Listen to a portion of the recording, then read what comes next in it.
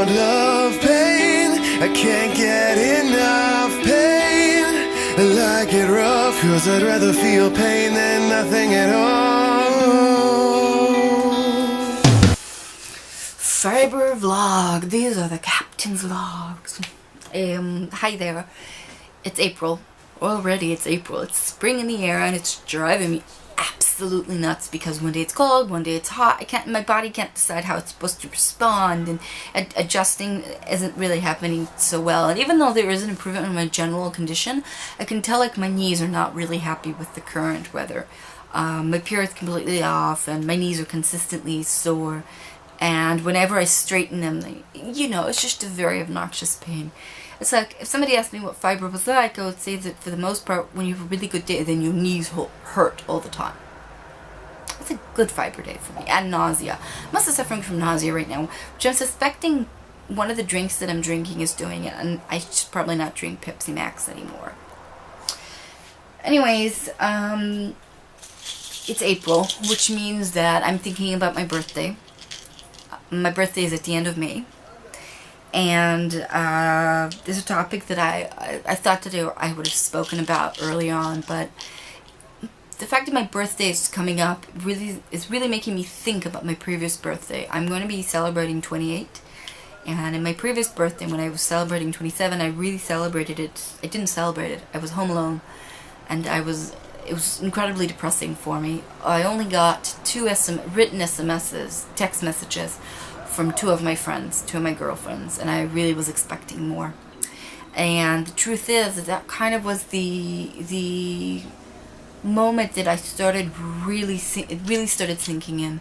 It started Independence Day is about a month and a little before my birthday, and I had a bad episode of a bad migraine episode, which made me throw up and there was my little baby sister tapping on my back. I wasn't feeling well at all. I couldn't move, and I was accused of it catalyzed something that I can't even explain, but everybody's going their own way, and if this is how it's supposed to happen, then this is how it's going to happen, and etc, etc. I felt incredibly attacked for being sick.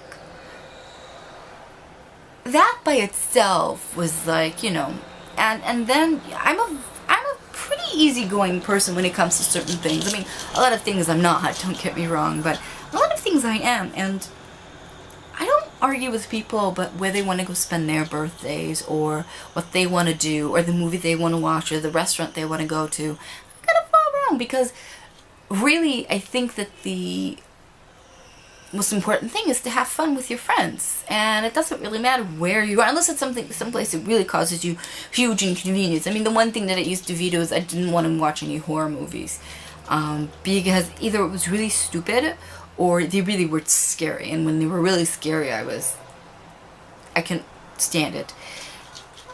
So it was this long, persisting kind of procedure, and by my birthday, it kind of concluded the year. I mean, my diagnosis was done like right around my birthday, or a day before, like a few days before, something like that. It was really close together.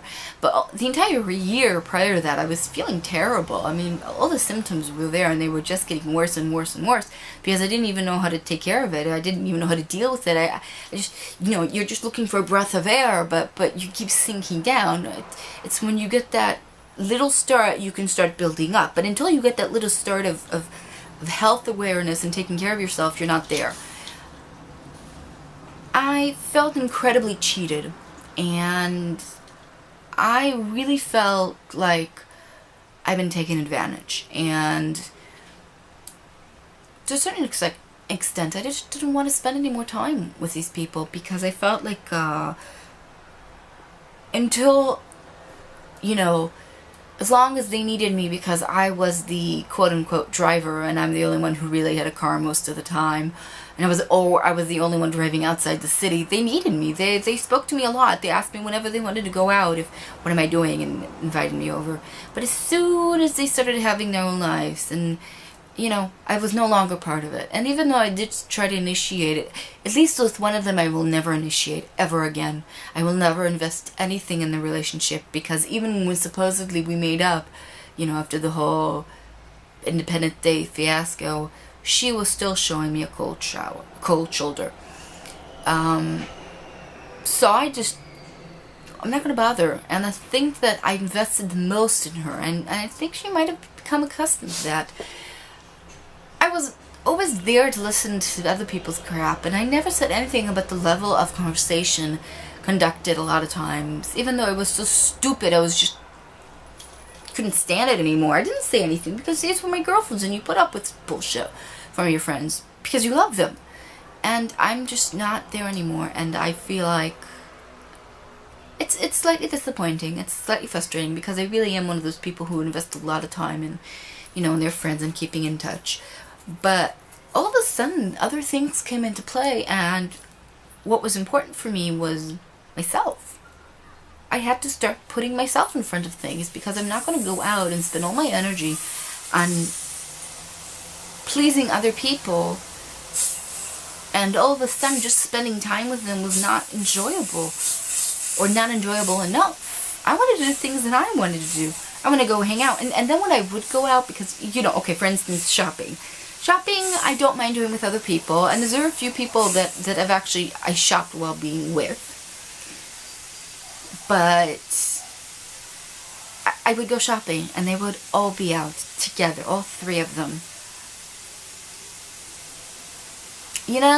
I mean, and they know that I'm not working. They know that I'm in school. And even so, before, when I was in school and studying, practically busy almost 24 hours a day, they still called me and invited me to things, and I always made an effort to come. And I was the one who was really pulling full shifts. I mean, when they were in school, they were sitting on their asses. When I was in school, well, except for one who was kind of working. I mean, she worked 3 days, but then she studied a day and a half, something that's really not hard to get high grades in. So it's not even the same thing. And I realized that I never really said anything about the fact that I was always driving them home. I never made a big deal about it, even though they lived on the other side of the city and stuff like that. And now I take care of myself, and I don't know what's going to be this birthday. I really don't want to spend it alone, and I hope that I won't. But I'm not sure that there's like a one true friend out there that I trust in, or I've built a relationship that deep with. And I'm not in a relationship. What a surprise! I'm not in a relationship. I've spoken about this in Hebrew, not in English. Sometimes you have to move on, because keeping relationships sometimes cost you your mental health. And I can't sacrifice that anymore. That is not something on my agenda. I have things filling out my life, and unfortunately one of them is really not companionship. But I am meeting new people and I'm also not spending all my energy in one person.